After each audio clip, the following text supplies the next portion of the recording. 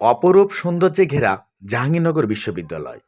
প্রাচীনতম এই বিশ্ববিদ্যালয় দীর্ঘ ৩৩ বছর হয়নি কোনো ছাত্র সংসদ নির্বাচন। জরাজীর্ণ অবস্থায় পড়ে আছে জাকসু ভবন। নতুন করে আবার পুরাতন ভবনটিকেই ভাঙা দেয়াল মেরামত করেই দেওয়া হচ্ছে রঙের প্রলেপ। নতুন নির্বাচিত প্যানেলের সদস্যদেরকে বরণ করে নেওয়ার জন্যই এই সাজ। ভেঙে পড়া ছাত্রদের অধিকার আদায়ের একমাত্র মাধ্যম জাকসু। দীর্ঘদিন নির্বাচন না হওয়ার কারণেই ব্যাহত হয়েছে ছাত্রদের অধিকার আদায়ের সংগ্রাম। নতুন উদ্যমে এগিয়ে যাবে এই ছাত্র সংসদ।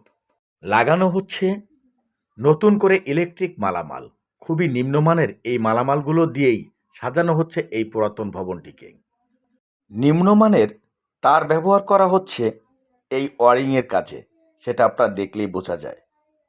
দেয়ালগুলোর দিকে চোখ পড়লেই দেখা যায় মাঝের অংশের প্লাস্টার উঠে গেছে, সেখানে আবার নতুন করে সিমেন্ট বালু দিয়েই সে ক্ষতগুলো ভরা হচ্ছে।